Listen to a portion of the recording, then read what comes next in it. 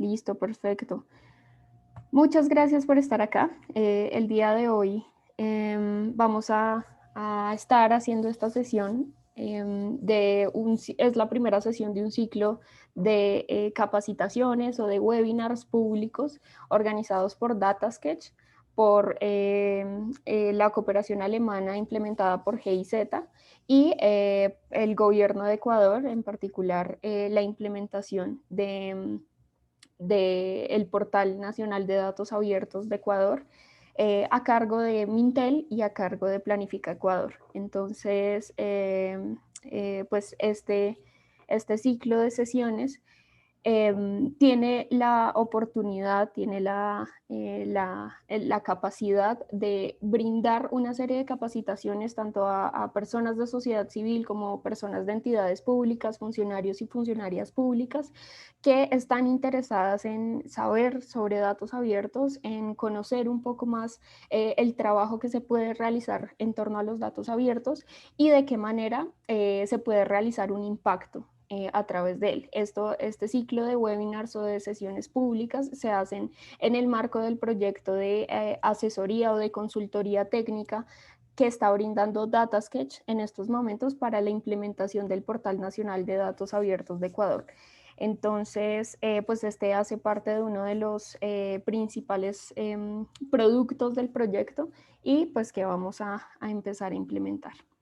Entonces, Margarita, el seminario dura 2 horas, es decir, hasta las 11 de la mañana. Muchas gracias por la pregunta. Entonces, vamos a dar inicio.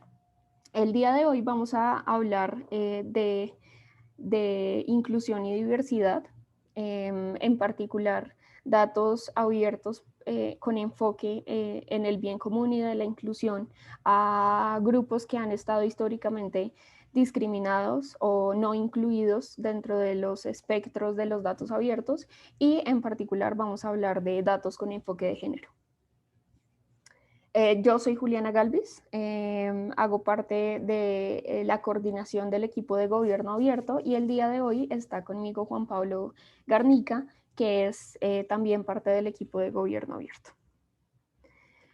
De los contenidos que vamos a trabajar el día de hoy, el primero va a ser el papel de los datos en la inclusión y la diversidad, el segundo va a ser los problemas de los datos en la inclusión y la diversidad, el tercero va a ser un abordaje del concepto del feminismo en los datos y el cuarto, algunos consejos y algunos ejemplos de cómo hemos desarrollado metodologías responsables y algunos consejos para generar mucha mayor inclusión y diversidad en proyectos que incluyan datos.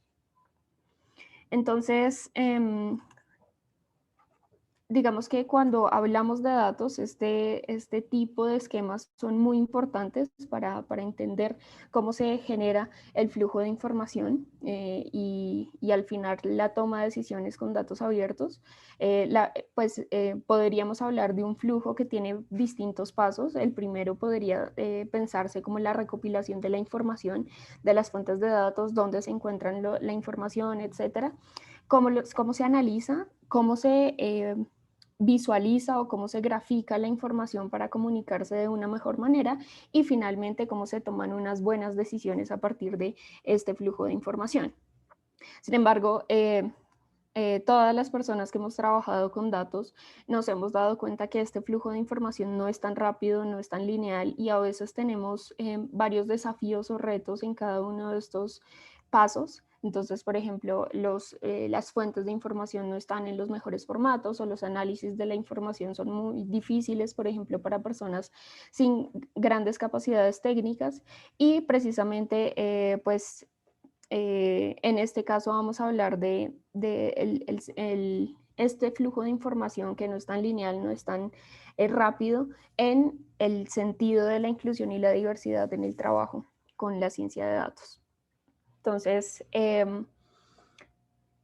podríamos decir que en el mundo entero cada vez se toman muchas más decisiones basadas en datos y las políticas de datos o políticas públicas incluyen por ejemplo, las de salud pública, las de inversiones en educación, infraestructura, entre otros, tienen que ver con datos, ¿no? Se ajustan continuamente al uso de datos para tomar decisiones y para poner a disposición esta información de a la ciudadanía. Precisamente este tema de la disponibilidad de los datos lo que ha permitido avanzar es en temas de políticas públicas y en temas de tomas de decisiones como planeación urbana, como manejo de desastres y por supuesto lo hemos visto en los últimos años en el manejo de pandemias. Por eso, en este punto de avance de la comunicación de la información, es fundamental pensar en las posibilidades que nos pueden ofrecer los datos y la ciencia de datos e incluso la inteligencia artificial para mejorar las condiciones en las que vivimos y pues precisamente asegurar un mejor futuro en la toma de decisiones públicas, ¿no? Sin embargo, pues con lo crucial que es tomar decisiones basadas en datos, es un poco preocupante o es de tener en cuenta constantemente que nos encontremos confiando constantemente en los datos como si estos fueran una fuente de información completamente objetiva. Eh, Esto porque a veces no se hacen constantemente las reflexiones pertinentes sobre qué tipo de poblaciones están representadas en los datos, de qué manera están representadas, quién recopila esta información, cuál es el objetivo de la recopilación de esta información y de la publicación de esta información. Entonces, un punto clave aquí es considerar los datos no necesariamente dentro del esquema de la objetividad, sino constantemente estar preguntándose el objetivo de la recopilación, publicación, consulta de estos datos. Pues ya abordando un poco este tema en términos teóricos, hay una autora que se llama Catherine D'Ignazio, junto con Laura Klein, son profesoras de universidades de Estados Unidos que publicaron un libro que se llama Data Feminism o Feminismo en los Datos, y allí identifican y abordan las problemáticas de construir ciertos sistemas de inteligencia artificial o de información con datos sin reconocer las posibles discriminaciones y las opresiones que se pueden esconder detrás de los datos que se utilizan, ¿no? Entonces, de Ignacio asegura, como lo dice esta cita, es que los datos nunca son un input puro y verdadero, y nunca son neutrales, son recolectados de ciertas formas por ciertos actores e instituciones y por ciertos motivos. Esto, por supuesto, no significa deslegitimar el conocimiento que nos pueden brindar los datos, sino en realidad poner en evidencia cuáles son sus limitaciones actuales y buscar las mejores formas de sortear estas dificultades y lograr que el conocimiento se pueda abordar desde una perspectiva mucho más responsable e incluyente, que es lo que vamos a abordar en esta sesión.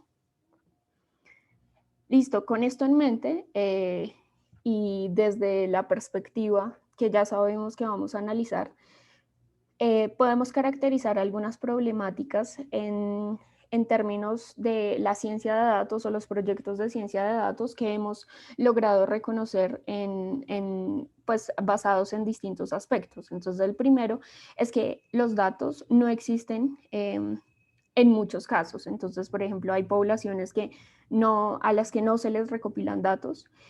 También existe una falta de diversidad en el desarrollo de proyectos de ciencia de datos y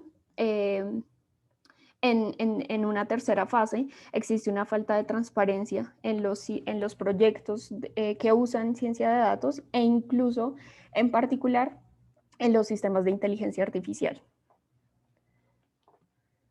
Listo. Si tienen alguna pregunta, algún comentario, por favor no duden en hacerlo. Los vamos a estar respondiendo a medida que estemos recorriendo esta sesión y, pues esperamos que participen bastante. Listo, cuando hablamos de falta de datos, nos referimos en gran parte a la experiencia del hombre. Aquí nos referimos principalmente a la representación de las personas que han estado históricamente posicionadas en estatus de poder. En especial hablamos, por ejemplo, del hombre blanco heterosexual y del norte global, que es el sujeto por el cual se ha hecho la construcción por defecto de conocimiento en el mundo. Entonces, por eso aquí hablamos del hombre por default. Y pues esto incluye la presunción de que lo masculino es lo universal y ha estado presente pues desde cualquier registro histórico o científico de la construcción de conocimiento. De esto vamos a tratar algunos ejemplos pues para ejemplificar un poco o para describir un poco por qué estamos diciendo que esta afirmación del hombre blanco heterosexual del norte global es el sujeto universal del conocimiento. Por ejemplo, el módulo de Le Corbusier es un sistema de medidas que se creó en arquitectura y fue construido con base en las medidas de un hombre promedio europeo. Pues esto se podría atribuir a que esta unidad de medida fue creada en Europa, pero pues no se incluyó otros tipos de cuerpos o de identidades distintas al hombre promedio europeo, ¿no? Entonces, por ejemplo, en la segunda publicación del módulo se incluyeron las proporciones un poco más bajas o un poco más reducidas que incluyeron al hombre latinoamericano, y pues esto se pensó como un gran intento de inclusividad, y de hecho lo es, pues tomar en cuenta a otros sujetos promedio en el mundo pues es bastante importante. Sin embargo, pues aún faltan las proporciones que se usan en el común o en las proporciones normales de una mujer, que son mucho más pequeñas en promedio que los hombres, ¿no? Entonces la idea de que el mundo debe diseñarse tomando en cuenta el cuerpo del hombre y su experiencia como base universal es un ejemplo de este tipo de, de situaciones, ¿no? Listo. Otro ejemplo. Una octava de un teclado estándar de piano mide 7.4 pulgadas, pero pues existen estudios, en particular un estudio de la Conferencia Australiana de Piano, Pedagogía, encontró pues, que los teclados representan una desventaja en más o menos el 80% de las mujeres pianistas, ya que no, pues el tamaño de nuestras manos no es del mismo tamaño que el de los hombres, ¿no? Este sesgo también se puede ver en la ropa. De Puring, que es un medio de periodismo de datos y de investigación con ciencia y visualización de datos, hizo este especial. Si quieren acceder a él, aquí está el link, sobre el tamaño de los bolsillos de los pantalones o de los jeans que se venden para hombres y para mujeres. Entonces, claramente, uno de los temas aquí cruciales es que no existen datos sobre el tamaño de los bolsillos de los pantalones. Y esta misma organización de Pudding se tomó el trabajo de recogerlos y encontrar que los bolsillos de las mujeres en promedio son 48% más cortos, es decir, pues mucho menos profundos que el de y 6.5% más angostos que los bolsillos de los hombres, en promedio. Además de esto anterior, una de las principales consecuencias de tomar lo masculino, blanco y heterosexual, europeo, norteamericano como lo universal, es que el conocimiento se construye en torno a la identidad, y este es un tema que quisiéramos tomar en cuenta constantemente cuando hablamos de inclusión y diversidad, y es que existen una gran variedad de cuerpos y existe una gran variedad de identidades con las cuales no necesariamente se representa esto que llamamos lo otro, ¿no? Que lo otro al final somos nosotras mismas, que pues no necesariamente hacemos parte de esa inclusión universal que se ha hecho históricamente. ¿Hasta aquí hay alguna pregunta? Gracias, Juan Pablo, por el link. Listo. Podríamos en este sentido hablar de la brecha de género en los datos, por supuesto, porque se la atribuimos a la falta de datos que describan cuál es la realidad de las mujeres para complementar los datos que sí, en verdad, sí existen sobre la realidad de los hombres. Por supuesto, aquí podemos ampliar esta definición para incluir un enfoque interseccional y decir que pues, esta brecha se refiere a la falta de datos que describan una realidad sobre las mujeres y además sobre otros grupos que han estado históricamente discriminados, ¿no? Eh, entonces, pues aquí también tener en cuenta otras identidades distintas a mujeres, ¿no?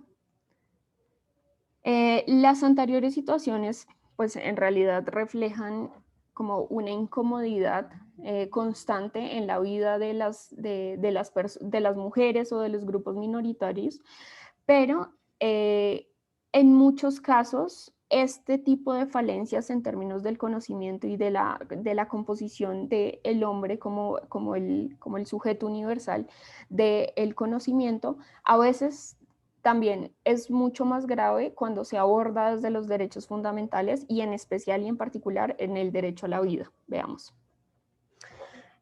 Un ejemplo que es constantemente utilizado cuando hablamos de este tipo de temas es que las mujeres son continuamente excluidas o subrepresentadas de ciertos estudios sobre enfermedades o de pruebas clínicas, especialmente cuando hablamos de diagnósticos que a veces se considera que son iguales para los hombres y para las mujeres, pero no necesariamente lo son. Entonces, este es un claro ejemplo. Las mujeres son entre 50 y 60% más propensas a ser diagnosticadas erróneamente cuando tienen un paro cardíaco, porque los síntomas de las mujeres en muchos casos son muy diferentes a los de los hombres.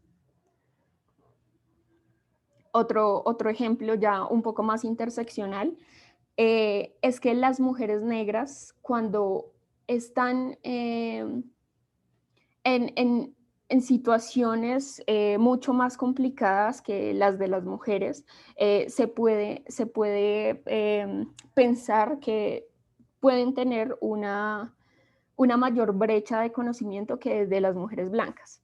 Este es un ejemplo de las complicaciones durante el parto de la tenista Serena Williams.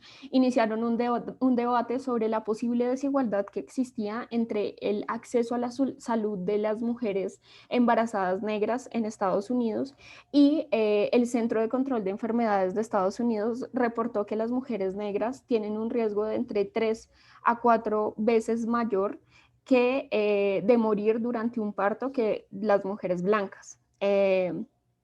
Especialmente cuando incluso pues existen estudios donde las mujeres con educación universitaria tienen un mayor riesgo de tener complicaciones en su parto que las mujeres blancas que no se graduaron del bachillerato. Esto pues indica que existe una evidente situación tal vez en términos de diagnóstico de enfermedades, tal vez en trato por parte del sistema de salud hacia las mujeres negras, pero lo más preocupante es que aún no se han podido establecer estudios que, que establezcan cuál en realidad es la razón por la cual las mujeres negras tienen mayor propensión a morir durante el parto. Pues este es un grave problema porque cuando no existen los estudios es cuando es mucho más difícil detectar cuáles son los riesgos de discriminación en una población. Incluso otro ejemplo sobre la pandemia, se está evidenciando o se evidenció que el virus afectó en mucha mayor medida a la población negra en Estados Unidos. Por ejemplo, en Michigan, solo el 15% de la población es negra y el 40% de las víctimas del virus eran negras. En Chicago, el 30% de la población es negra y el 70% de las muertes correspondían a personas negras. Y pues de esto se puede inferir un montón de situaciones de desigualdad estructural que hacen imposible que una persona, por ejemplo, pueda adoptar medidas de bioseguridad o de reducción del contagio, como no, pues poder trabajar desde la casa o acceder a servicios de salud de calidad. Un último ejemplo, el Observatorio de Memoria y Conflicto de Colombia reportó que existen tan solo 170 víctimas de violencia sexual en el marco del conflicto armado. Estas son personas LGBTIQ+. Eh, y pues esta cifra se contrasta con el total de víctimas de violencia sexual durante el conflicto, que fueron 15.000. Entonces, digamos que la diferencia entre promedios pues no cuadra, y esto es un evidente subregistro de la información, y pues las organizaciones de defensa de derechos humanos han dicho que esto puede ocurrirse por fallas en las rutas de atención a las víctimas, miedo a denunciar por temas relacionados con su identidad de género, orientación sexual, y pues además un poco apoyo en un entorno personal y familiar, especialmente pues por todas las causas sociales que puede llegar a tener una persona LGBTIQ+. Este tipo de falta de datos impiden conocer en realidad las particularidades de las distintas experiencias, especialmente de la población LGBTI en el conflicto armado, y además va a ser mucho más difícil generar una reparación a la mayoría de personas que sufrieron estos flagelos, pues debido a la falta de datos. Es mucho más alarmante si tenemos en cuenta el aumento en el uso de sistemas de inteligencia artificial por parte de gobiernos, de empresas, de sectores académicos que eh, usan estos sistemas de inteligencia artificial, pero pues nos tendríamos que preguntar constantemente con qué datos se están entrenando estos sistemas, cómo se están entrenando para que no se vulneren los derechos de las personas. Y pues como lo vemos en la diapositiva, si en realidad alimentamos los algoritmos con datos incompletos y poco confiables, pues los resultados pueden llegar a parecer valiosos, pero en realidad son igual de incorrectos o incompletos que los datos de entrada, ¿no? Ya pues estamos viendo sistemas de alertas policiales que estigmatizan aún más poblaciones negras o latinas en Estados Unidos, pues entre muchos otros sistemas. Otro gran ejemplo para ilustrar el tema de la falta de datos, la artista Mimio Onuwo, en su proyecto Missing Datasets, creó una lista de conjuntos de datos que aún no existen en los registros públicos de Estados Unidos. Y, por ejemplo, los datos de las personas migrantes indocumentadas que han sido encarceladas en Estados Unidos no existen, pero tampoco existen cifras sobre la cantidad de mujeres arrestadas o con algún tipo de proceso judicial por emitir denuncias falsas de violaciones. Y esto resulta muy extraño, según la autora, porque pues existen muchas decisiones que se están tomando dentro de lo público, por ejemplo, decisiones en torno a la migración que está tomando Estados Unidos partiendo de la premisa de que los migrantes indocumentados son uno de los mayores riesgos de seguridad del país, pero pues no hay datos que contrasten o que hagan que esta información se posicione como real. Y pues teniendo en cuenta también que se habla constantemente de los peligros del movimiento Me Too o de las posibles denuncias que hacen mujeres sin sustento o simplemente que lo hacen para destruir la imagen de los hombres, pues no existen datos que contrasten este tipo de información o este tipo de suposiciones o de supuestos para pues de personas o de grupos políticos que intentan amplificar que las denuncias falsas, que existen denuncias falsas de violaciones. Pues aquí la pregunta sería, ¿cómo se puede decir que estas situaciones están ocurriendo, que esta es una realidad, y tomar decisiones asumiendo que en efecto ocurren, pues si ni siquiera se están recolectando datos para verificar esta información? Otro ejemplo abordado por el Instituto de Investigación AI Now es el uso de sistemas de predicción que ha utilizado Estados Unidos para priorizar la presencia de la policía en ciertos lugares, pues que históricamente pueden haber tenido ciertos problemas en términos de seguridad. Entonces, aquí este estudio lo que plantea es que hay un fenómeno que ellos describen como bias in, bias out, como eh, eh, sí, como estos sesgos que existen en los datos y en el que hablan de los estereotipos que constantemente existen sobre la raza, la clase, sobre la religión, sobre el género. Y pues esto evidentemente puede ocasionar una subrepresentación de algunas comunidades en los datos policiales y pues puede propiciar, por supuesto, a que se reproduzcan dinámicas discriminatorias. Pues el estudio finalmente halló que existen barrios de Chicago que han sido históricamente ocupados por población negra y que tienden a ser los que más reciben o tienen dentro del sistema una vigilancia policial, pues porque, y al recibir mayor atención, pues también recolectan datos sobre las comunidades que a su vez alimentan con sistemas de inteligencia artificial para continuar señalándolas como peligrosas. Aquí, pues se podría decir que el problema que muchas y muchos activistas han identificado en los proyectos de ciencia de datos y en particular pues en los proyectos de inteligencia artificial es que los resultados suelen impactar negativamente a poblaciones marginadas o discriminadas e incluso las invisibilizan al no incluirlas en absoluto en ninguna de las etapas del proyecto. ¿Alguien escribió algo? Ah, ok. Juan Pablo agregando los links. Perfecto.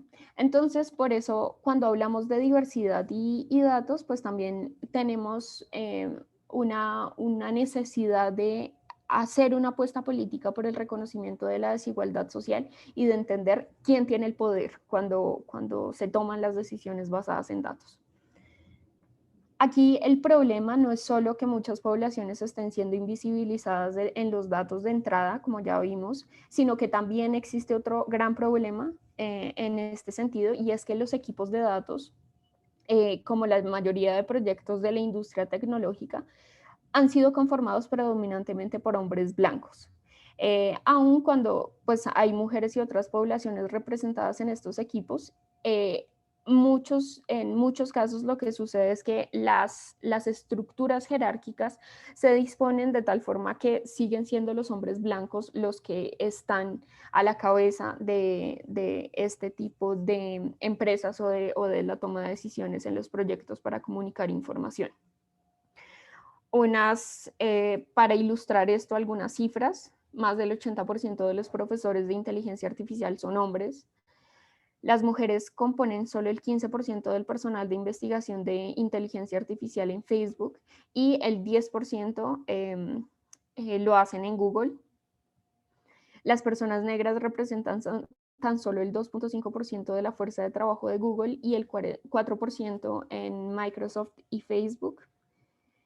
Y pues esto ilustra que en realidad la diversidad es importante en estos proyectos porque hay una cantidad de decisiones que se deben tomar en torno a los datos, cuando se recolectan los datos, cuando se decide cómo hacerlo, qué metodologías usar, qué productos desarrollar, a quién se va a beneficiar con estos productos y a quienes van a perjudicar.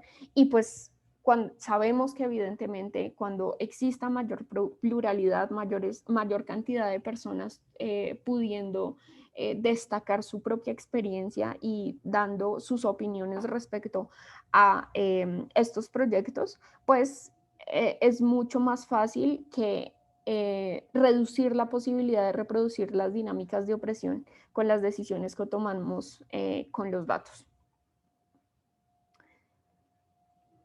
Muchos sistemas de inteligencia artificial están protegidos como software propietario y en este sentido, pues es entendible que las compañías quieran tener una producción, un, sí, una producción intelectual, proteger su producción intelectual, pero si no sabemos cómo fueron construidos estos sistemas, no podemos examinar si en realidad se tuvo en cuenta la brecha de datos o las posibles violaciones de derechos humanos que pueden tener estos sistemas.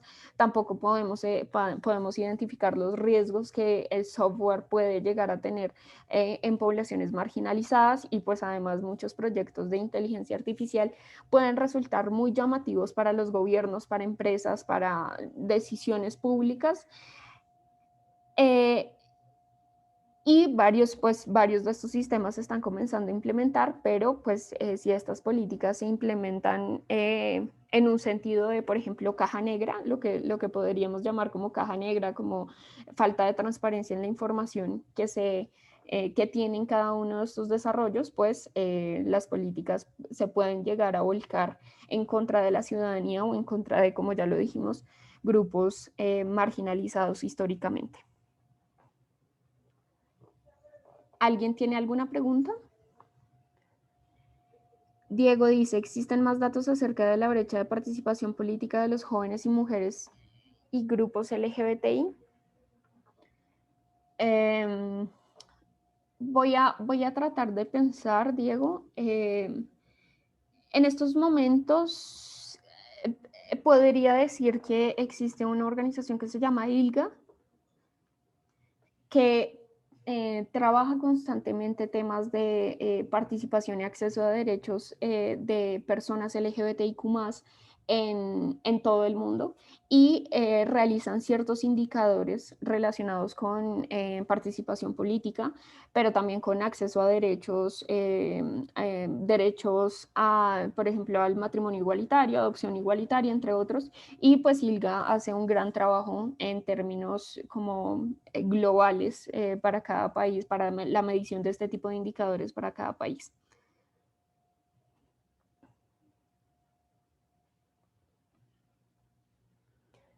Listo. Gracias, Juan Pablo, por los links. Listo. Entonces ahora hablemos un poco de las premisas que se pueden abordar cuando hablamos del feminismo en los datos, o data feminism, que es como ya les conté anteriormente, es un término utilizado por dos investigadoras, profesoras universitarias de Estados Unidos, que han trabajado hace algunos años en temas de inclusión de las mujeres en proyectos de ciencia de datos, y pues han evaluado, por ejemplo, proyectos que han utilizado ciencia de datos con un enfoque en visualizaciones de datos inclusivas, con enfoques en paletas de colores inclusivas, y eso lo vamos a ver un poco más a continuación, pero si quieren explorar un poco más los proyectos de ellas, son muy interesantes, y si quieren abordar un poco más estos temas, Laura Klein y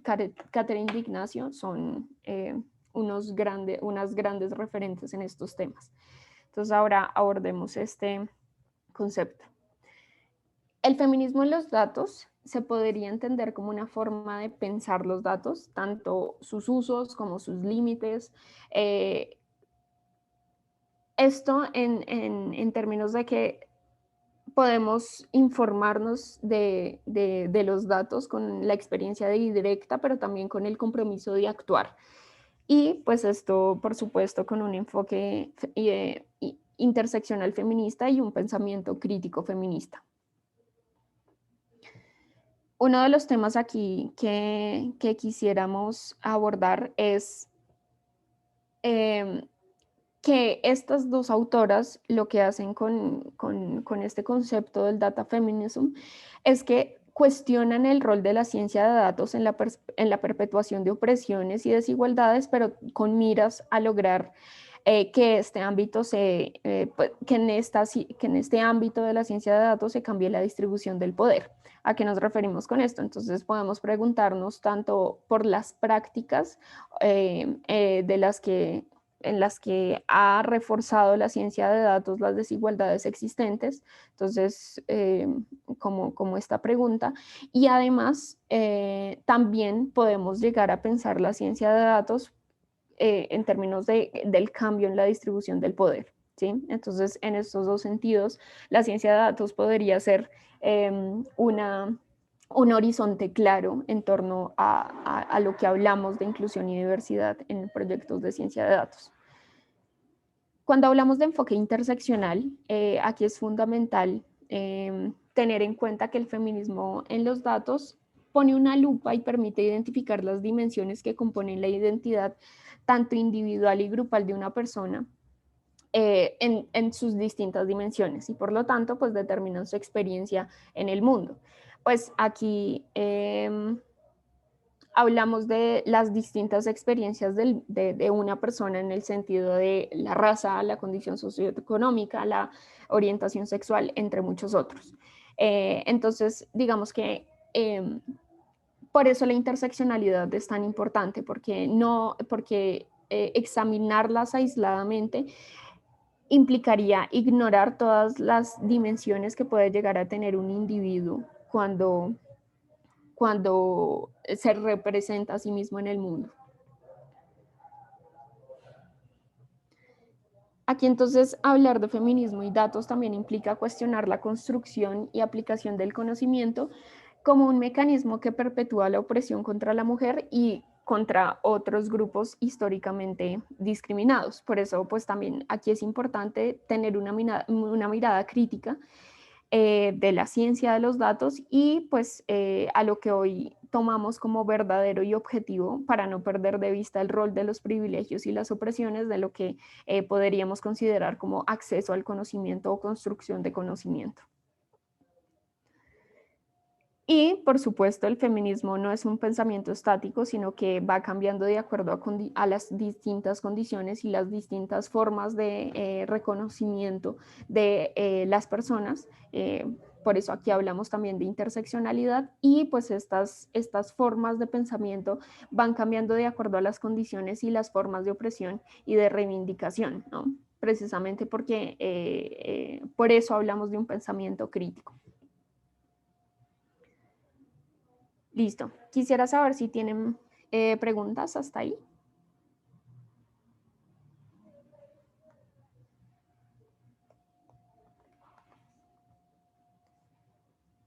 Bueno, perfecto.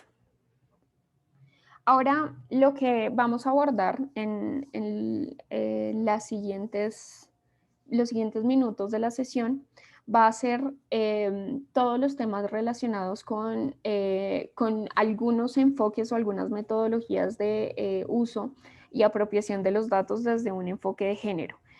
Pero quisiera que me esperen un minuto, voy a ir por agua y ya vuelvo.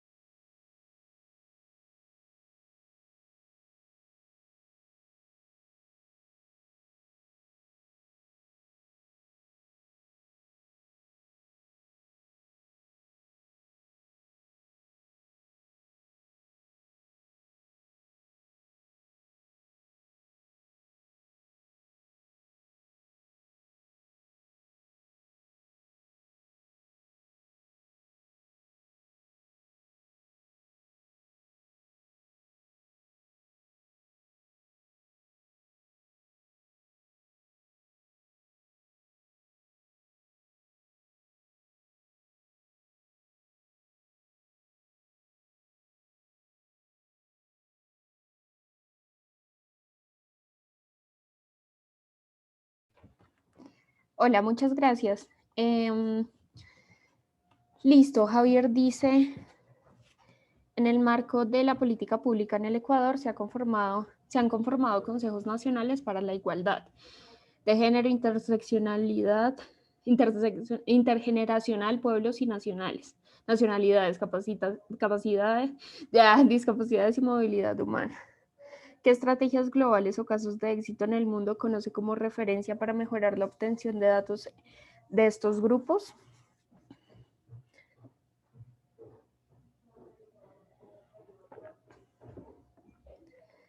Bueno, Javier,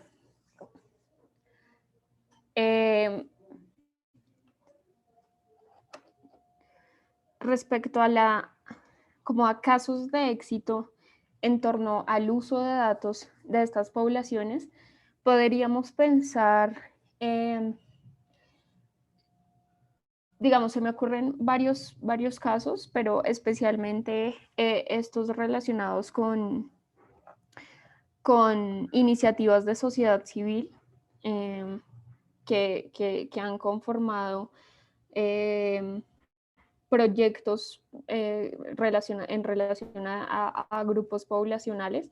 Podríamos ver algunos a continuación, pues estos han sido proyectos que ha impulsado DataSketch en particular, pero existen varias organizaciones de sociedad civil en distintos países que han intentado recolectar información, especialmente pues cuando hablamos de este tipo de proyectos, de lo que hablamos principalmente son proyectos que recopilan datos que no existen, ¿no?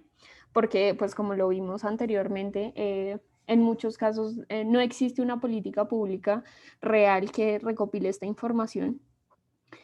Tal vez esta política pública en el Ecuador, podríamos preguntarnos si estos consejos nacionales de igualdad recopilan información o se encargan principalmente de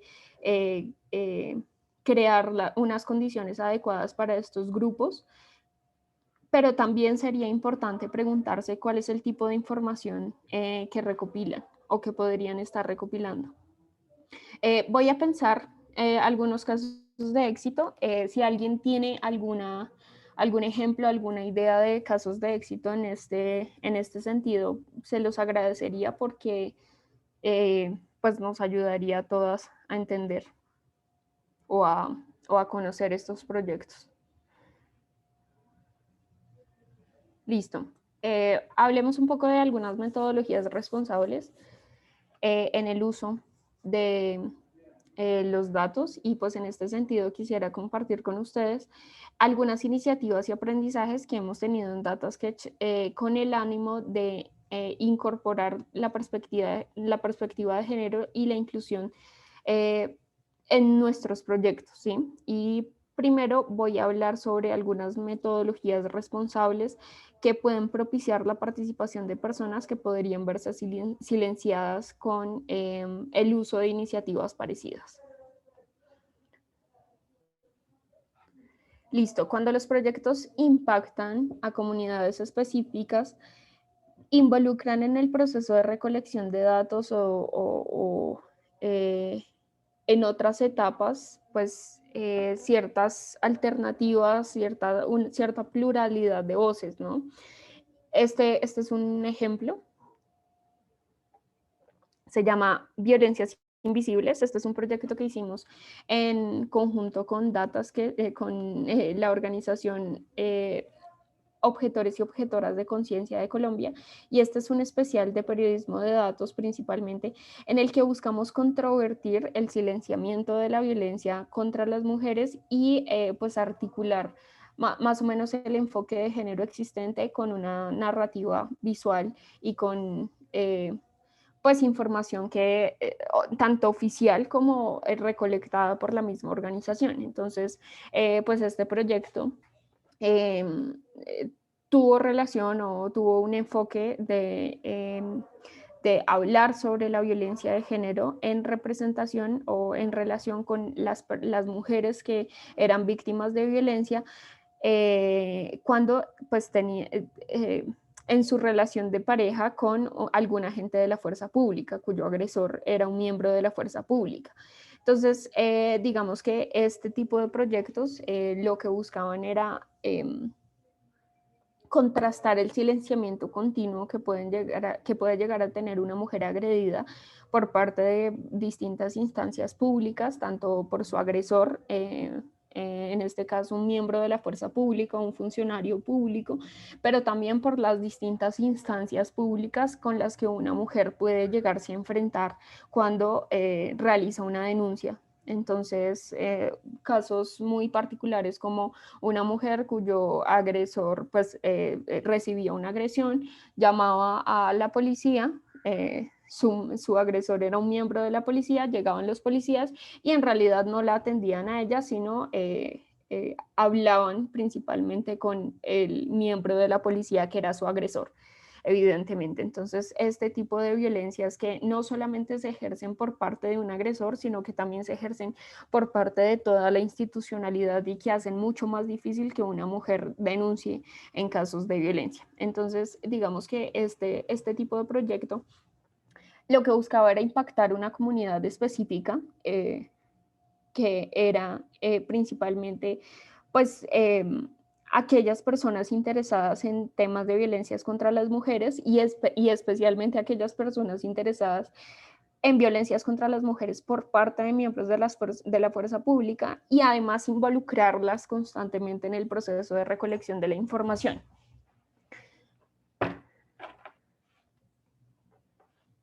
Esta fue una de las de los principales proyectos que teníamos o productos que teníamos dentro del proyecto y en especial en este proyecto examinamos esta problemática de la violencia contra las mujeres desde distintas fuentes de información. Entonces, por un lado, era un tema de un contraste con las cifras oficiales.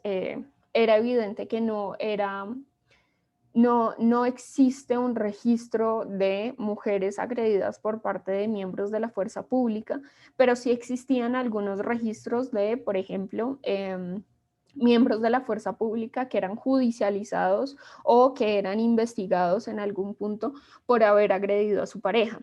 Este tipo de información la tenía la policía y pues podía permitir tener un panorama general sobre este tipo de cifras, este tipo de situaciones y además contrastarlos con la información que ya la Organización de Objetores y Objetoras de Conciencia tenía respecto a testimonios de otras mujeres. Entonces, digamos que la segunda fuente de información eran testimonios de mujeres que relataban cuáles habían sido los distintos hechos de violencia ocurridos por parte de su agresor, desde hechos de violencia intrafamiliar hasta el uso de su arma de dotación para intimidar a las víctimas, pero también casos como los que les relaté anteriormente, de no poder hacer una denuncia efectiva, ya que los miembros de la fuerza pública en Colombia tienen una protección especial y son judicializados por otras instancias distintas a la justicia ordinaria. Entonces, pues es mucho más difícil atacar este problema en la justicia ordinaria, sino que toca en la misma justicia de la fuerza pública. Entonces, la tercera fuente de información fue una revisión de notas periodísticas de noticias en periódicos locales y nacionales que relataban estos hechos y pues se hizo un contraste de la comunicación de estos hechos con las formas de reproducción de las violencias contra las mujeres. En este sentido, pues una de las prioridades del proyecto era poner el foco o el enfoque sobre estas experiencias al reconocerlas como datos muy valiosos, mucho más valiosos tal vez que los de las cifras oficiales y además informar sobre el problema incluso con cifras y estadísticas que disponíamos por parte de incluso fuentes oficiales como la Policía General o la Fiscalía General o incluso las Secretarías de la Mujer en distintos lugares del país. Y por otro lado, pues el trabajo también se fue muy cercano con mujeres que experimentaron este tipo de violencia y que además compartieron sus historias. Pues aquí el especial nos permitió em, identificar ciertas particularidades de la violencia y además construir una narrativa visual, pues acorde y respetuosa con la experiencia de cada mujer. Esta fue una ilustración relacionada con un relato.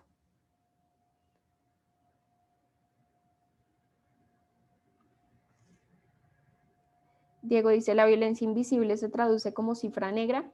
Eh, no necesariamente lo nombramos este proyecto de esa manera por la falta de cifras, sino principalmente porque además de que no existen necesariamente cifras, este tipo de violencia no se había planteado como un tema de relevancia en torno a la violencia de género en Colombia, ¿sí? Precisamente porque se piensa que cualquier mujer que es víctima de un miembro de la fuerza pública, una pareja de un miembro de la fuerza pública que es violentada, sufre exactamente las mismas violencias que una mujer cuyo agresor no es miembro de la fuerza pública, ¿sí?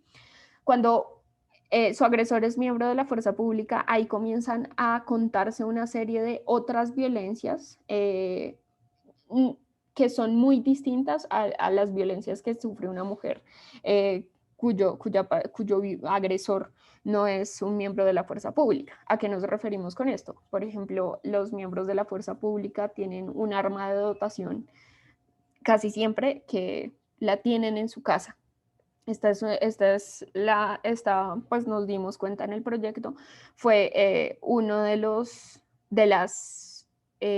mecanismos de violencia más usados contra las mujeres. Ser un miembro de la fuerza pública también implica tener constantemente un estrés emocional que puede llevar a desembocar a que una persona llegue a ser mucho más violenta que un civil normal. E incluso pues las otras violencias que ya vienen a ser mucho más institucionales, como la no atención por parte de los miembros de la fuerza pública cuando llegan a la casa después de que la mujer fue agredida. Incluso muchas mujeres o muchas familias de estos miembros viven dentro de los conjuntos de residenciales dispuestos para familias de miembros de la fuerza pública. Cuando sucede esto, pues es evidente que cuando ocurre un hecho de violencia, una mujer no puede recurrir a otras mujeres o al vecino, porque precisamente el vecino es o amigo del agresor o es un subalterno del agresor y pues por supuesto no va a denunciar el hecho. Entonces, es mucho más difícil para una mujer denunciar estos hechos y las grandes posibilidades de que ocurran casos como feminicidios es bastante alta. Eso, esto fue evidente en uno de los relatos de una de las mujeres cuyo relato no fue el de la mujer, sino fue el de su hermana, porque la mujer violentada fue asesinada por su pareja, que luego pues fue judicializado, está en estos momentos en la cárcel, pero pues al final el trágico desenlace fue que la mujer terminó muerta por culpa de su agresor.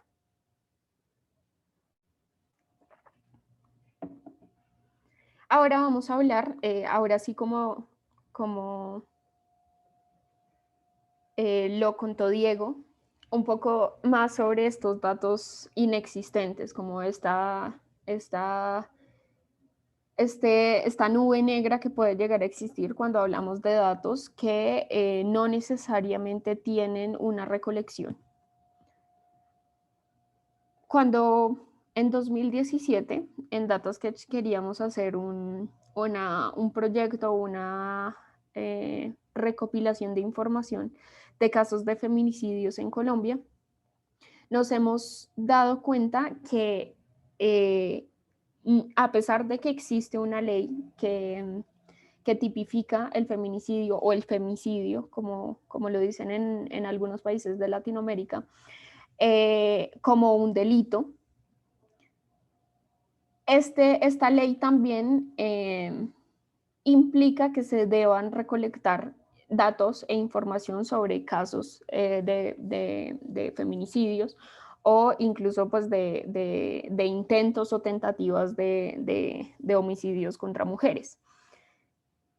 Lo que sucede es que la Fiscalía General de la Nación no necesariamente recopila cada uno de los hechos de feminicidios ocurridos en el país, sino que solamente recolecta la información de aquellos casos de personas judicializadas o de personas investigadas, de personas encarceladas, pero no necesariamente casos donde, por ejemplo, el agresor escapó después de haber perpetrado este hecho.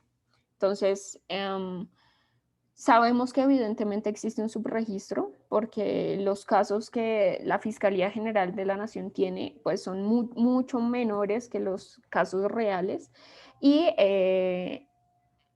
para este momento, en este año, no existía un reporte, no existía una cifra oficial de cuántos feminicidios habían existido en el país. Entonces, este proyecto comenzó pensando en cómo tipificar o cómo recolectar esta información y cómo hacerla pública de tal manera que sea comunicable fácil y eficientemente y pues de qué manera podemos dar a entender esta problemática tan compleja en el país. Entonces, pues el primer paso para realizar este proyecto fue la recolección de información que no existe. Y pues la forma principal de hacerlo es recurriendo a fuentes de información. Si no existen las fuentes de información oficiales, recurramos a las fuentes de información no oficiales. Y en este caso existía una gran cantidad de noticias, tanto a nivel nacional como regional, que daba a conocer cada uno de estos casos, incluso a diario, ¿no? Entonces, nuestra labor fue recopilar toda la información, todas las noticias existentes en diarios nacionales y regionales sobre casos de violencias contra mujeres, pues específicamente casos de feminicidios, y logramos construir esta base de datos que tiene varias variables de información, por ejemplo, la edad de la víctima, el tipo de delito, la modalidad, algunas descripciones, las locaciones, entre otros.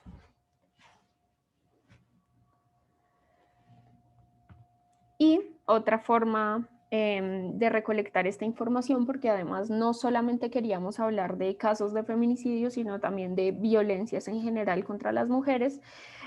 Aquí pues un tema fundamental era también recolectar información de violencias que no necesariamente desembocaban en feminicidios.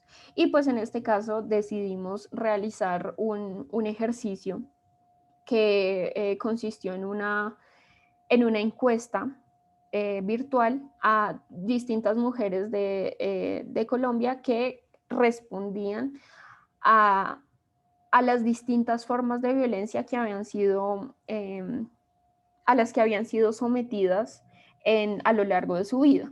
Violencias tanto desde piropos o mensajes tal vez que hagan sentir incómoda a una mujer en espacios públicos, pues con los que, por ejemplo, una mujer se puede llegar a sentir ofendida. Si esto ha sucedido, pues este es una forma de violencia, entonces pues las mujeres respondían sí o no. Y pues este tipo de encuestas o este tipo de preguntas lo que hacían era hacer unas preguntas que escalaban mucho más hacia pues, violencias mucho más graves que podrían llegar a desembocar en un delito mucho más grave que decir un piropo en un espacio público, pero que pues al final reconocíamos como un tipos de violencia distintas, pero es violencia al final de cuentas utilizar como el poder dentro del espacio público, por ejemplo, para dar un piropo, o incluso, no sé, sentirse ofendida en el espacio de trabajo por algún caso de acoso sexual por parte de compañeros de trabajo o el jefe, entre muchos otros. Y finalmente, pues también se pudieron visibilizar algunos testimonios de víctimas de violencia que decidieron contar su historia y pues visibilizar estos hechos mediante sus relatos e ilustraciones. Bueno, digamos que la metodología que se utilizó en este tipo de proyectos fue principalmente, bueno, por un lado, tratar de recolectar información que no existía y tratar de darla a conocer de la manera más eficiente posible para finalmente hacer visualizaciones de datos, hacer gráficas con datos, hacer proyectos con datos. Luego, después de esta base de datos, logramos hacer una instalación en un parque público en Bogotá, donde muchas personas podían conocer los resultados de esta investigación y además hacer sus propias visualizaciones en el espacio público con distintos materiales interactivos, pero también pues nuestro enfoque también estaba en darle voz a aquellas personas que, bueno, por un lado, no necesariamente han sufrido una violencia tan fuerte como llegar a estar relacionada con un feminicidio, por ejemplo, que alguna familiar haya sufrido este tipo de violencia, pero sí contar eh, los hechos de violencia que puede vivir una mujer desde el espacio público, desde el espacio de trabajo, desde el espacio familiar, entre muchos otros. Y por otro lado, pues también dar cabida a aquellos testimonios de las personas que han estado históricamente discriminadas y que no necesariamente han tenido una posibilidad de dar a conocer su testimonio y pues en efecto eh, que se publique estos relatos en un espacio tan abierto como fue este especial.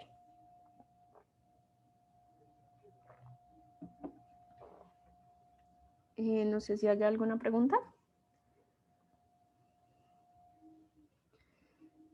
Javier dice, se suele pensar que la información no oficial no se la puede utilizar como dato corroborado por los gobiernos para una toma de decisiones. Sí, esto es cierto. Esto es cierto en el sentido que cuando hablamos de datos y cuando hablamos del uso de información, casi siempre tendríamos que recurrir inicialmente la fuente de información más importante y a la que cualquier persona que utiliza datos va a recurrir constantemente son fuentes oficiales, ¿sí? La fiscalía, la policía, medicina legal en el caso de los feminicidios, pero la realidad es que como existe una discriminación estructural para el uso, recolección y apropiación de los datos en el sentido de violencias contra las mujeres, violencias contra personas LGBTIQ+, acceso a derechos de personas que han sido históricamente discriminadas. Por ejemplo, no se tiene mucha información sobre poblaciones indígenas, por lo menos en Colombia, tal vez en otros países de Latinoamérica, sí existen mucha más información sobre poblaciones indígenas o, por ejemplo, el flagelo que puede llegar a tener una persona negra cuando quiere acceder a derechos laborales, entre muchos otros. Es un tipo de información que no se ha visto que las entidades públicas o los gobiernos estén interesadas en recolectar y por eso organizaciones de sociedad civil buscamos que este tipo de información sea recolectada.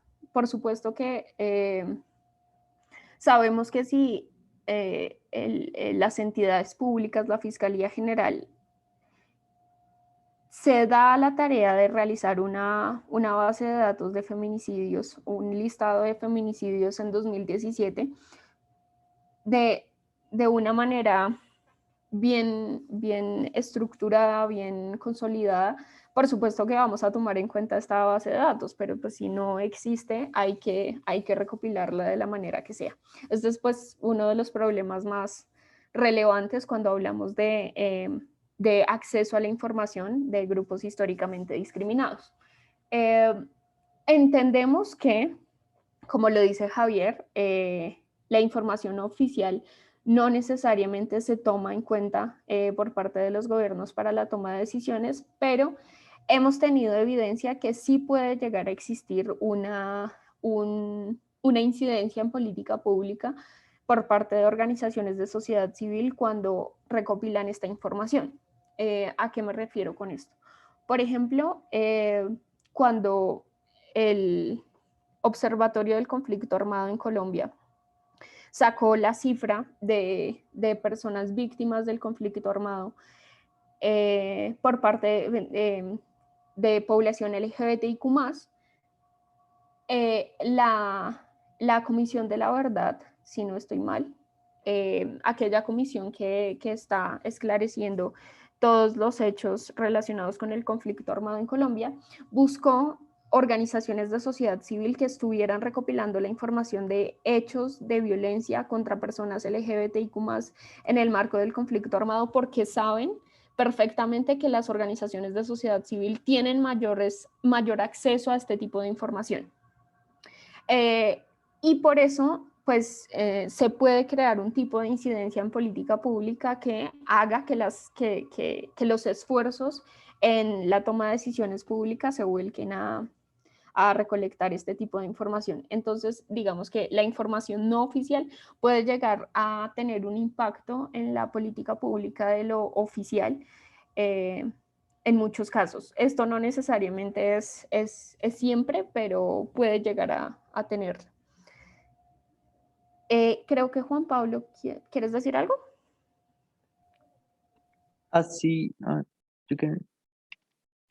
así es, para complementar lo que dices y responder lo de cómo se podría darle legitimidad a la información no oficial para ser utilizada con mayor confianza, pues en primer lugar sería validando estas fuentes, y esta validación se hace justamente mediante el cruce de distintas fuentes.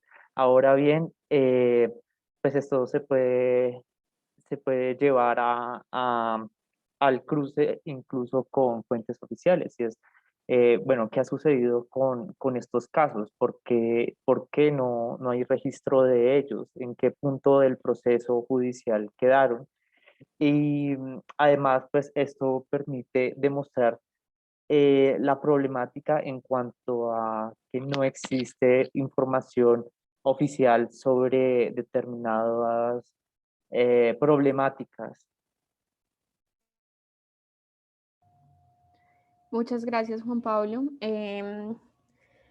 Respecto a la pregunta de Javier de cómo se podría dar legitimidad a la información no oficial para ser utilizada con mayor confianza, existen varias formas de pensar esta incidencia en política pública de información no oficial a información para entidades oficiales.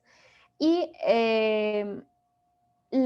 como el camino más viable para darle legitimidad a esta información es utilizando metodologías que sean lo más confiables posibles. Como dijo Juan Pablo, cuando se usan metodologías tanto de recolección de información como de verificación de información que puedan llegar a tener una legitimidad en lo público, puede llegar a ser esto pues lo más adecuado. ¿A qué me refiero con esto? Cuando hablamos de metodologías de recolección de información, nos referimos a aquellos pasos que debería seguir una persona para recolectar datos. Entonces, veamos el ejemplo de los casos de feminicidios. Cuando hicimos esta base de datos, uno de los problemas principales cuando se recolecta información sobre de cualquier tipo en noticias es que no existe pleno conocimiento de que la información que dice el medio de una región muy apartada del país pueda llegar a ser verdad, ¿sí? Entonces, lo que nos dábamos cuenta era que, por ejemplo, el nombre de las víctimas en muchos casos se cambiaba. Se cambiaba el apellido, se cambiaba una letra del nombre. Por ejemplo, la fecha de ocurrencia del hecho a veces llegaba a ser un grave problema porque, no sé, una noticia decía la asesinaron el 5 de abril, pero la otra noticia decía la asesinaron el 7 de abril y era porque su agresor la había secuestrado durante 5 días y no se sabía en qué fecha había sido en realidad asesinada. Bueno, entre muchos otros temas como, por ejemplo, la modalidad pues en muchos casos puede llegar a ser muy difícil de saber o de comprobar. Eh, y lo bueno en este caso es que existían muchas noticias. Eso puede llegar a ser bastante eficiente en términos de la recolección de información porque varias noticias permiten que exista mayor verificabilidad de que esa información en realidad sí existió. Claro, pues esto lo teníamos muy claro desde el inicio y es que no todos los hechos noticiosos son reales y puede llegar a tener mucho sensacionalismo una noticia sobre un feminicidio, pero nuestra idea era tratar de recolectar toda la información que esa noticia nos diera para disponibilizarla en esta base de datos. Entonces, cuando hablamos de metodologías de recolección de información, no necesariamente hablamos de qué es lo que habla la noticia, sino también cómo vamos a consignar esta información en un solo lugar. Entonces, lo que hicimos fue, por ejemplo, establecer cuáles son los formatos más adecuados para llenar esta información. Entonces, por ejemplo, las fechas. Las fechas todas tienen que estar en un solo formato, ¿sí? No, en este caso es año, mes, día. No puede estar año, día, mes. Por ejemplo, la edad. No se debería colocar 27 años ni 48 años, sino 48, sin los años. Pues es como un tipo de, como una hoja de ruta que se debería seguir cuando se construye una base de datos eficientemente. Y pues esto también tiene que ver con cuál es la mejor manera de dar a conocer cada uno de los casos. Entonces, por ejemplo, las descripciones en este caso son bastante importantes porque van a permitir tener aquella información complementaria que no podemos tener en las otras variables. Y pues con esto nos referimos a las metodologías de recolección de información. Por otro lado, también podemos hablar de metodologías de verificabilidad o verificación de la información. Cuando hablamos de metodologías de verificación de información, nos referimos principalmente a cuál es la fuente a la que deberíamos creerle en cada uno de los casos. Pues en esta base de datos, como la fuente principal era una noticia, en muchos casos lo que intentábamos hacer era contrastar si existía algún tipo de registro de este hecho en las bases de datos tanto de medicina legal como de la Fiscalía General de la Nación. Entonces, por ejemplo, si se tenía que evidentemente un caso pues, era real y además estaba dentro de la Fiscalía, se tomaba en cuenta absolutamente todo lo que decía la Fiscalía, ¿sí? Entonces teníamos como un paso a paso. Si es un medio oficial, se usa esa información de ese medio oficial. Si tenemos hechos noticiosos, por ejemplo, de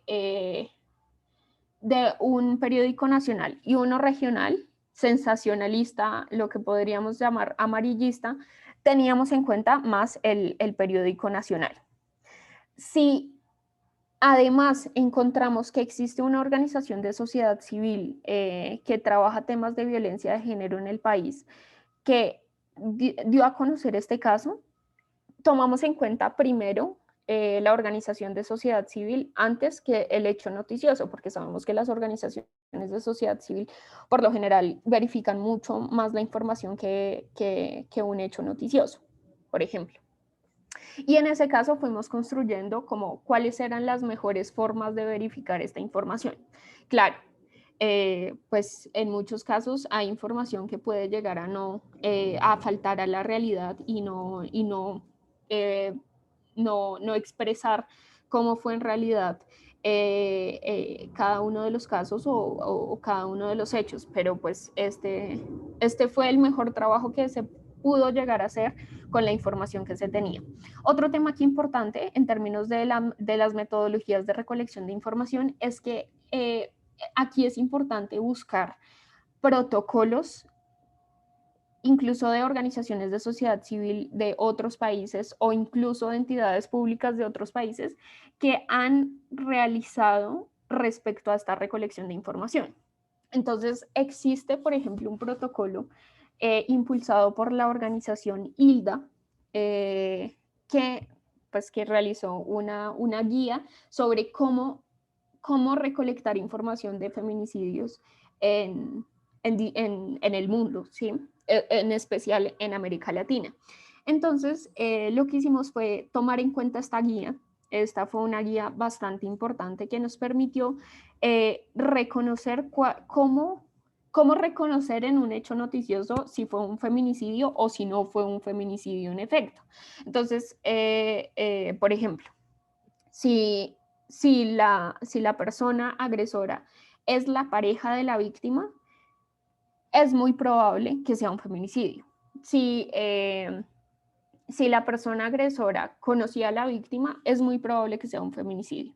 Y así, como cuáles son las rutas o la hoja de ruta que puede tener una investigadora cuando hace una base de datos como esta. Entonces lo que hicimos fue profundizar un poco en los protocolos que existen sobre estos casos. Y no solamente se debería pensar en casos de feminicidio, sino pues en general, por ejemplo, de violencias contra personas LGBTI, existen protocolos internacionales, pues de organizaciones internacionales que han creado guías para hacer esto. Esto principalmente porque pues no somos la primera organización que se enfrenta con este tipo de problemas. Sabemos que la mayoría de entidades públicas del mundo, por ejemplo, no recopilan información sobre feminicidios. Entonces, pues las organizaciones de sociedad civil tienen que hacerlo por ellas mismas.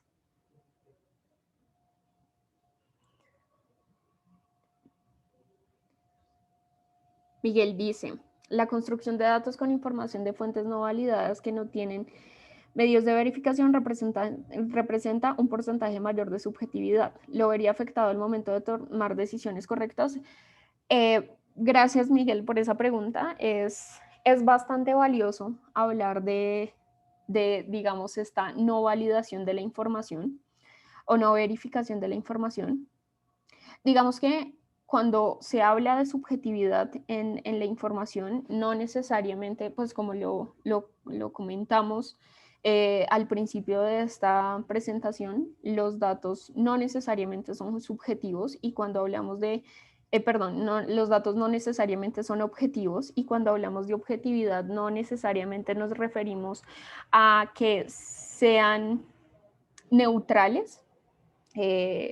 La información que estamos publicando, porque precisamente quienes recopilan la información, quienes crean metodologías de recolección de información, quienes crean las estructuras de las bases de datos, pues no somos necesariamente objetivos con los temas que trabajamos, precisamente porque, pues porque somos personas con experiencias distintas, diversas, con distintos enfoques en términos interseccionales, con distintos enfoques en términos de nuestras experiencias en torno al género, en torno a nuestras condiciones socioeconómicas y demás, y por lo tanto siempre vamos a tener sesgos en el uso de la información y en la recolección de información.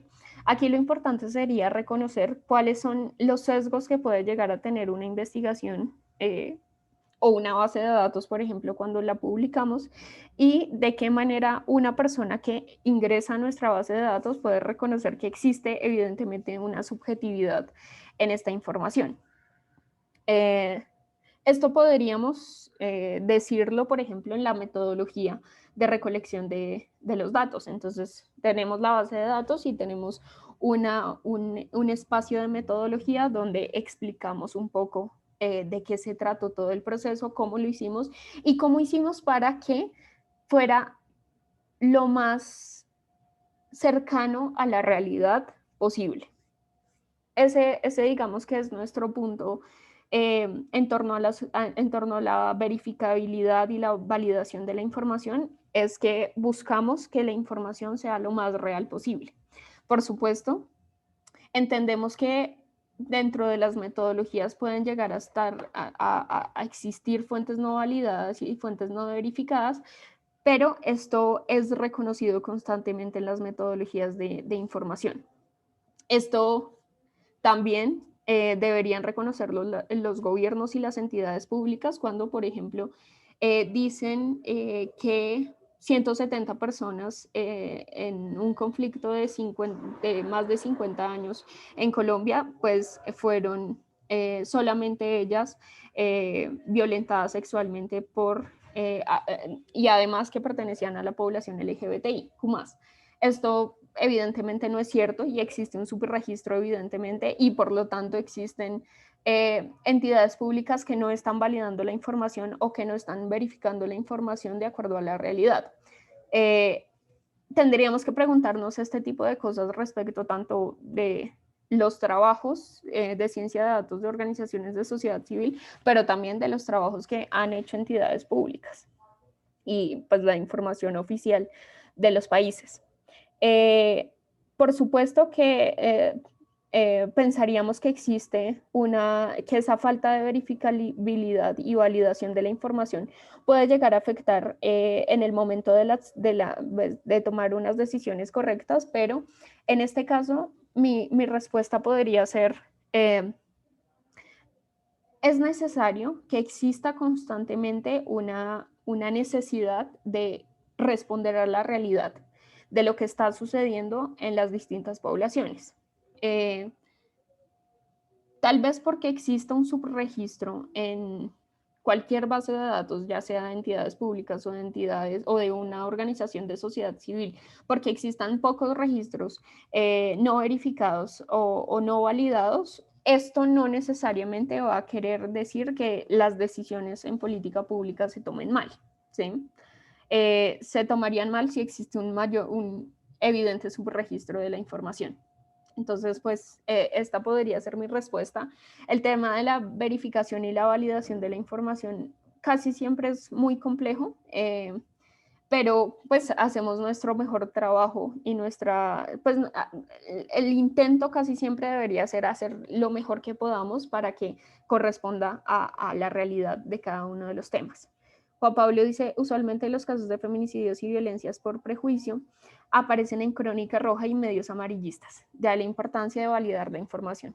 Es cierto lo que dice Juan Pablo, y a eso le podría sumar, solo para terminar un poco este tema de los casos de feminicidios, es que lastimosamente la crónica roja y estos medios amarillistas son los que más información nos han brindado sobre casos de feminicidios. A pesar de que no es información del todo validada, es información de periodistas que están en el terreno, donde no llegan necesariamente las instituciones públicas y son quienes nos están brindando la información a las organizaciones de sociedad civil. Esto es un poco lamentable, pero pues es lo que, por lo menos en Colombia, es lo que hemos visto usualmente en casos de feminicidios y de violencias contra las mujeres, pero también de asesinatos a líderes sociales, como temas un poco más locales. Este tipo de medios y este tipo de periodismo ha reflejado bastante una realidad que puede llegar a ser cruda y que pueden relatarla no de la manera más adecuada posible en términos de la defensa de los derechos humanos, pero pues puede brindar mucha información.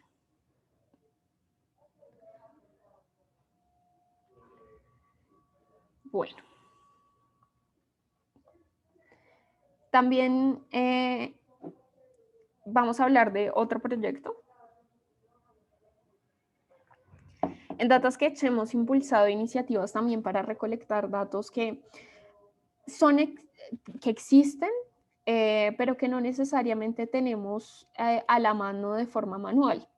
Entonces, en este proyecto que llamamos Prejuicio e Inequidad Salarial, exploramos principalmente la brecha salarial en el sector salud del país a partir de la revisión de contratos públicos de SECOP, que es el portal de contratación pública de Colombia.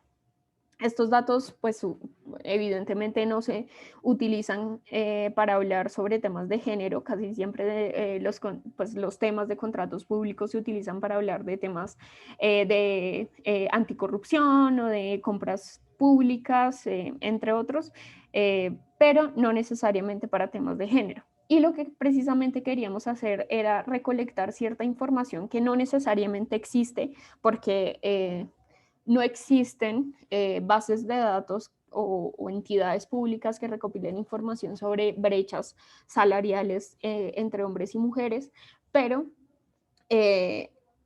sí existía la posibilidad de hacerlo a partir de las bases de datos de contrataciones públicas. Y pues esta fue una manera un poco recursiva que buscamos para que pues, existiera una fuente de información que pudiera servir para indagar sobre estos temas. Aquí un tema que puede ser de relevancia es que las bases de datos de contrataciones públicas en Colombia no necesariamente abordan los temas de compras públicas de las entidades públicas con proveedores, sino que también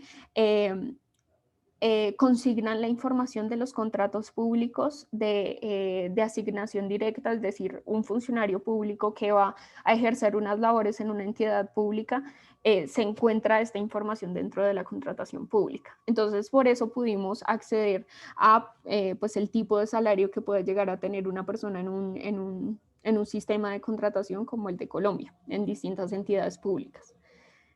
Aquí, digamos que uno de los temas interesantes de este proyecto fue precisamente la información que se logró levantar en forma de datos y también en forma de testimonios que, digamos que reforzaron un poco lo que se evidenciaba en los datos. Entonces, los comportamientos sexistas en los procesos de contrataciones públicas, pero también los comportamientos sexistas en torno al tipo de cargos que debería ejercer una mujer y un hombre en el sector de la salud, es decir, en los hospitales públicos del país. Y pues este proyecto lo hicimos en alianza con un medio colombiano llamado Cuestión Pública, que junto con la recolección de datos y los testimonios y la reportería que pudo haber hecho Cuestión Pública, pues permitió identificar muchísimos hallazgos en relación con tanto los comportamientos sexistas como evidentemente la brecha salarial entre hombres y mujeres en el país. El principal hallazgo fue que por cada 10,000 pesos que gana un hombre, una mujer gana 6,100 en todo el sector público de la salud en el país. Claro, esta verificación y este análisis de los datos también implicó no solamente hacer un análisis general sobre cuánto era lo que ganaban las mujeres en total y cuánto era lo que ganaban los hombres en total, sino también permitió hacer unos análisis mucho más precisos sobre el tipo de cargo que estaba ejerciendo cada una de las mujeres y cada uno de los hombres y cuáles eran las distintas brechas salariales que podía llegar a tener una mujer y un hombre en términos de el cargo que ejercían. Entonces, pues por supuesto existen algunos cargos que no tienen tanta brecha, pero existen otros cargos que tienen una brecha salarial mucho más grande, ¿no? Entonces, aquí creo que el, el color más oscuro son asignaciones salariales a mujeres y el color más claro, el azul claro, son las asignaciones salariales a hombres. Entonces, pues esta es la diferencia entre salarios.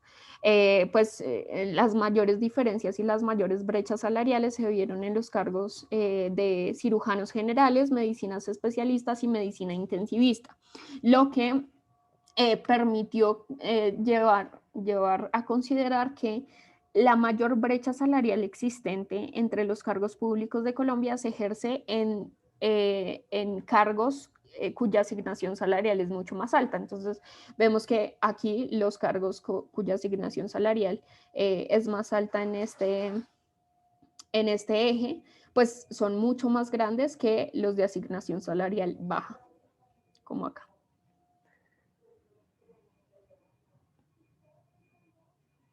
¿Alguien? Bueno, Juan Pablo. Ahí colocó el enlace del especial. Si quieren revisarlo, por favor, háganlo y nos cuentan qué tal les parece este tipo de metodologías para la recolección de información. Digamos que este tipo de de proyectos, lo que buscan es no solamente dar a conocer los datos existentes en el sector de la salud, sino también, como ya les comenté anteriormente, hacer un trabajo constante con quienes son las personas que han estado históricamente discriminadas de estos procesos y que quisieran dar su testimonio y quisieran brindar su voz para dar a conocer estos hechos, ¿no? Entonces, pues, evidentemente, este tipo de testimonios nos permitieron evidenciar que no solamente los datos son los que reportan esta realidad, sino que también las personas las reconocen. Entonces aquí es importante reconocer esto en este tipo de proyectos, en este tipo de metodologías.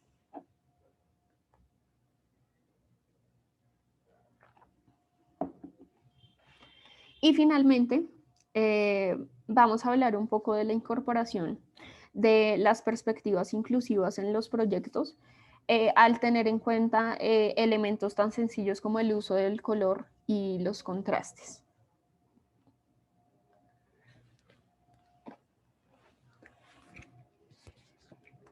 Como sabrán, existen colores que se asocian constantemente a significados específicos. Entonces, por ejemplo, si ustedes ven un mapa con estos colores en Estados Unidos, casi siempre ustedes van a proyectar estos colores o esta información o de lo que está hablando esta imagen es prácticamente relacionada con datos de elecciones y datos políticos. Entonces, el rojo siempre va a representar el ala republicana y el azul siempre va a representar el ala demócrata. Pero también existen otras percepciones constantes sobre el uso de otros colores, por ejemplo el violeta, que es que es utilizado, ha sido utilizado en los últimos años para infografías, para visualizaciones de datos, cuando se habla de violencias contra las mujeres. Entonces aquí vemos un ejemplo de cómo el violeta ha sido representado para este tipo de temas. Y digamos que en este tipo de casos y cuando hablamos de comunicación con datos en temas de género, tendríamos que tener en cuenta que casi siempre se usa el rosa y el azul como en los significados claros pues, para hablar de temas relacionados con el género. Entonces el azul que representa lo masculino y el rosa que representa lo femenino. Aquí hay una, una investigación o un artículo realizado por esta autora que refleja esta información de una manera muy interesante y pues si quieren acceder a esta, a este artículo sería muy interesante para que profundicen un poco más estos temas. Bueno, existiendo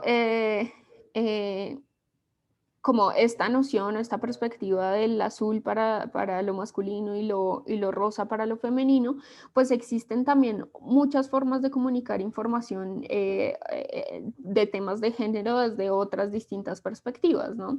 Entonces existen colores que podrían representar pues el tema de género, como en este caso, que tal vez es mucho, pues se podría pensar que es mucho más fácil representar temas de género cuando utilizamos estos contrastes de colores porque es mucho más fácil que cualquier persona se enganche con este tipo de información, ¿no? Entonces, este es un especial del Wall Street Journal sobre precisamente la brecha salarial en Estados Unidos. Y pues lo que hacen es principalmente hacer gráficos con este contraste de colores, pero pues esto no necesariamente tendría por qué ser así. Eh, eh, y podrían utilizarse alternativas de colores como esta, hecha por el Xavier, que, eh, pues que también es una investigación de la brecha salarial. Existente de manera global y representa el verde y el morado o el violeta para hombres y mujeres. Entonces utiliza el verde para hombres y el violeta para las mujeres. Y así representa las gráficas con estos colores. Digamos que las dos son unas formas muy alternativas o muy posibles de comunicar la información, pero podría llegar a ser mucho más,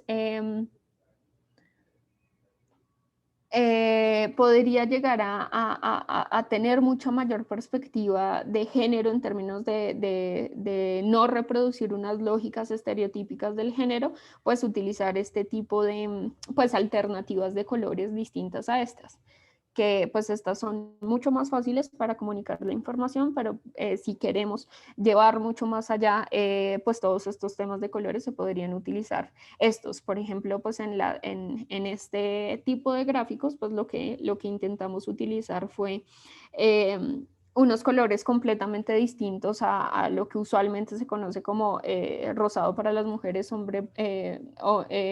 azul para los hombres, sino que pues se buscaron utilizar unos colores muy distintos.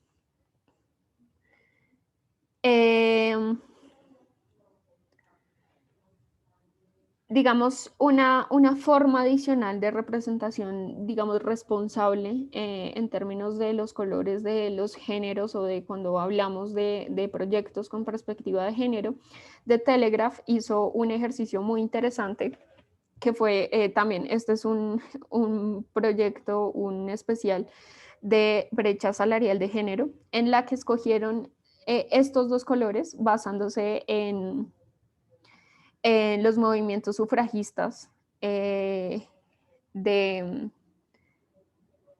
de periódicos locales y pues se pueden representar, por ejemplo, estos verdes y morados como el contraste de colores que se pueden usar en esta visualización de datos. Parece que fuera copiado de nuestro proyecto anterior, pero no tanto. No es tan copiado.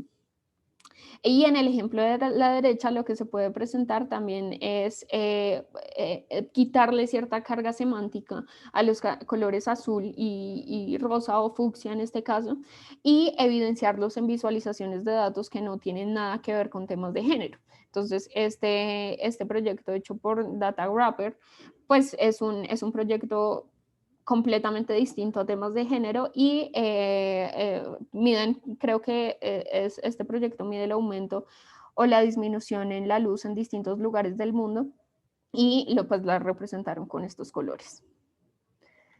Hay otros aspectos a tener en cuenta cuando vamos a escoger colores, y esto no necesariamente tiene que ver con temas de género, sino que tiene que ver con temas de inclusión de personas o sí, de personas históricamente discriminadas de estos proyectos, y es que pueden existir muchos de nuestros usuarios, o la mayoría o una gran parte de nuestros usuarios pueden tener algún tipo de daltonismo, y debemos pensar en construir paletas de colores que procuren maximizar el contraste entre los colores y así pues que sea suficientemente distinguible para estos tipos de daltonismo, que son solo algunos. Entonces, este, por ejemplo, es un tipo de paleta de colores que podría tener un contraste bastante alto. Entonces, así podría llegar a ser un una paleta de colores con bastante contraste, pues esta no tiene tanto contraste porque para una persona con protanomalía no es tan distinguible los colores como en este caso. Aquí también es importante pensar en quiénes van a recibir la información cuando estamos comunicando nuestros proyectos y asegurarnos que existe que siempre va a existir una barrera de clase, género, raza o religión. Y esto puede llegar a limitar la capacidad de acceder al conocimiento de los proyectos que estamos dando a conocer. Y esto implica también pensar en las distintas características que pueden llegar a tener nuestros usuarios pues como, por ejemplo, cómo se van a conectar a nuestra página web, cuál es la velocidad de Internet de la mayoría de personas en nuestro país, cuál es, no sé, por ejemplo, cuál es la posibilidad de que una persona pueda llegar a imprimir nuestros proyectos, entre otros muchos factores que pueden llegar a impactar en el acceso a la información que estamos publicando. Y también pues existen muchos otros caminos que vale la pena mencionar para incorporar la perspectiva de género y la inclusión. Pero quisiera saber si hay preguntas. ¿Cómo se sugeriría representar los grupos LGBTI? Diego, estamos trabajando en este tipo de temas, en inclusión de colores en términos LGBTIQ+. Lo que hemos visto constantemente es que los proyectos que se han realizado en temas LGBTIQ+, no necesariamente reproducen como lógicas estereotípicas de género, como lo son el rosa para las niñas y el azul para los niños, sino que pues en realidad se han usado, pues el uso y la representación de los colores de proyectos LGBTIQ+, casi siempre se representan con la bandera. Y pues hemos visto que, pues desde nuestra perspectiva, el uso de las banderas LGBTIQ+, no necesariamente reproducen estereotipos de género o de discriminación y pues en ese caso estaríamos de acuerdo con el uso de banderas LGBTIQ+, trans, entre otras, para representar proyectos relacionados con este tema. Pero Diego, podríamos buscar cómo se han representado históricamente grupos LGBTIQ+. Listo. Ahora, como les dije, pues también existen otros caminos que quisiéramos que se destaquen y que se incorporen en torno a la perspectiva de género y la inclusión.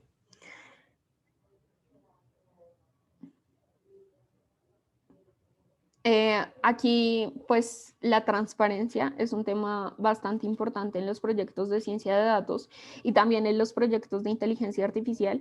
Y una forma de poner sobre la mesa quién está haciendo el proyecto, cómo se está realizando, qué sesgos podría tener un proyecto, quiénes están pudiendo participar de las iniciativas, para quiénes están diseñadas, es una forma bastante importante de trabajar los proyectos de ciencia de datos. Precisamente lo que de lo que hablábamos anteriormente en torno a los temas de la falta de verificabilidad o la falta de la posibilidad de que cierta información no sea del todo verídica, es muy importante generar una transparencia y en, en la información que estamos publicando, ¿sí? ¿A qué nos referimos con esto?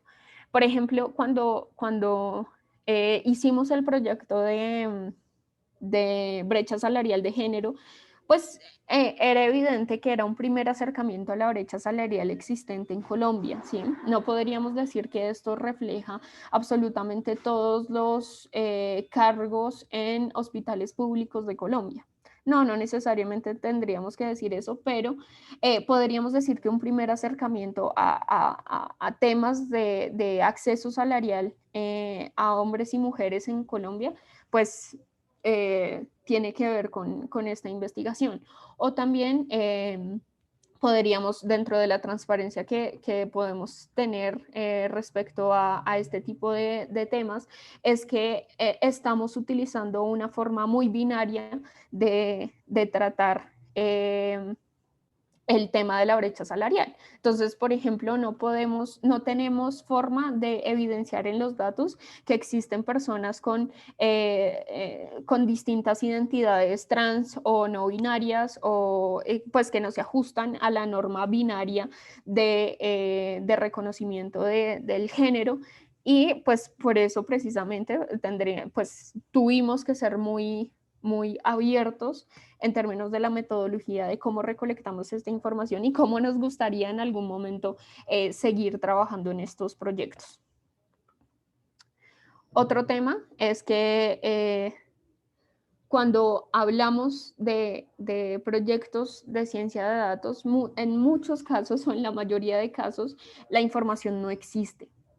Y aquí es fundamental que la ciudadanía entienda que cuando no existe la información se puede recolectar y se pueden buscar formas de recolectarla de una manera que pueda llegar a ser con una metodología bastante verificable y de una manera bastante que se pueda usar constantemente por parte de otras organizaciones de sociedad civil e incluso por entidades públicas.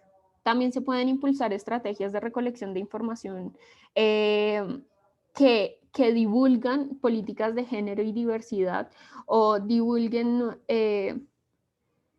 unas propias políticas de género. Y pues esto es un buen primer paso para empezar a encaminar acciones hacia la inclusividad y hacia el enfoque de género. Entonces, siempre exigir estos temas en casi todos nuestros proyectos. Y por supuesto, nos falta muchísimo trabajo para representar e incluir aquellas identidades y aquellos géneros no binarios, tanto en la recolección de información como en la visualización de la información y pues en la comunicación de la misma. Y finalmente quisiera enfatizar en la importancia de asumir una actitud crítica frente a las formas en que hacemos ciencia de datos y en la forma en que construimos proyectos de ciencia de datos frente a las formas pues de representación de las distintas identidades y de distintas perspectivas. Y pues aquí también es importante poner sobre la mesa el tema de la transparencia y los sesgos y limitaciones que pueden llegar a tener nuestras iniciativas y aquellas que pueden llegar a reproducir estereotipos o opresiones sistemáticas de género o de opresiones sistemáticas contra grupos históricamente discriminados. Listo. Pues hasta aquí iba mi presentación. Quisiera en estos últimos, bueno, ya tenemos 9 minutos restantes. Si tienen alguna pregunta, comentarios, por favor, estamos abiertas. Cristian dice que si podríamos explicar un poco con más detalle qué son los contradatos. Por supuesto, Cristian. A los contradatos, digamos que este es un concepto que solamente utilizamos para referirnos principalmente al uso a la recolección de datos que no necesariamente son oficiales, como aquellos, como el ejemplo de las bases de datos de feminicidios, donde por supuesto no teníamos unos datos oficiales, por supuesto no existían organizaciones de sociedad civil, otras organizaciones de sociedad civil que estuvieran recolectando estos datos, y pues una forma, digamos, muy alternativa de recolectar esta información y de darla a conocer fue generar contradatos, que principalmente son fuentes de datos no oficiales que pueden llegarse a utilizar constantemente por otros miembros de sociedad civil e incluso por entidades públicas para dar a conocer una problemática, ¿sí?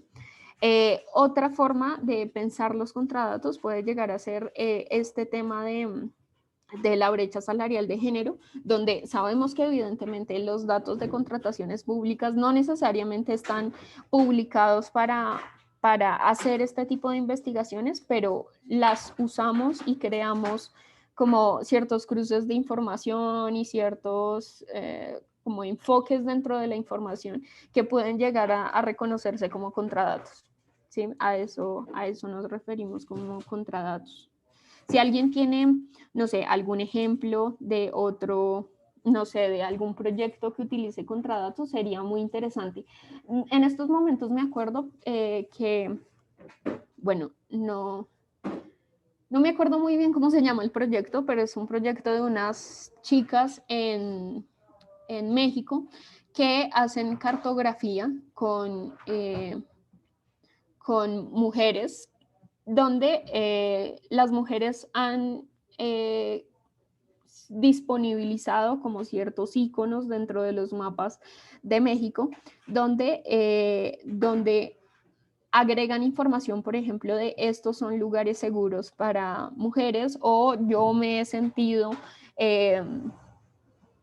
insegura en el espacio público en estos lugares, entre otros. Entonces, digamos que esta es una forma también de generar contradatos, que es información que recolectan personas individuales desde su propia experiencia, pero que pueden llegar a contribuir bastante a construir una narrativa, a construir una comunicación, una como una realidad para muchas más personas que para la posición personal a la que se refiere cada mapa o cada cartografía. ¿Alguien más quisiera comentar algo?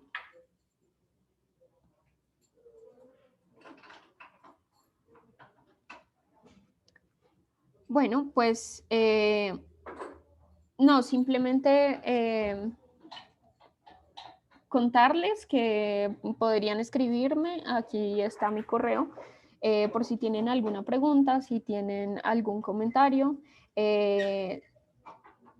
Ahí está mi correo disponible para ustedes. Otro tema que quisiera comentarles es que DataSketch, bueno, Juan Pablo, ¿me puedes ayudar agregando la URL de DataSketch? DataSketch, además de hacer la consultoría para para el tema del portal de datos abiertos de Ecuador, también disponibilizamos herramientas para que distintas personas visualicen información pública o la información que tengan de una manera fácil y rápida. Entonces pueden acceder a la página web, suscribirse al proyecto y van a tener acceso constante a las distintas herramientas que estamos desarrollando, precisamente para que personas que no necesariamente tienen grandes capacidades técnicas puedan hacer visualizaciones de datos muy fáciles y rápidas. Entonces ahí tienen disponible la plataforma y si tienen algún tipo de pregunta o retroalimentación respecto a las herramientas, no duden en escribirnos. Ahí podrán... ahí podremos resolver todas sus dudas. Y listo, la próxima sesión va a ser el día viernes, también a las 9 de la mañana. Vamos a hablar de datos para la lucha anticorrupción. Entonces, las y los esperamos y muchas gracias por haber participado, por haber hecho sus preguntas. Gracias, Margarita, gracias, Carlos. Que estén muy bien. Un abrazo.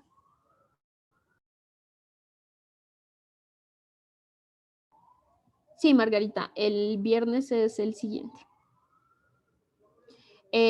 Carlos, vamos a subir el día de hoy esta grabación y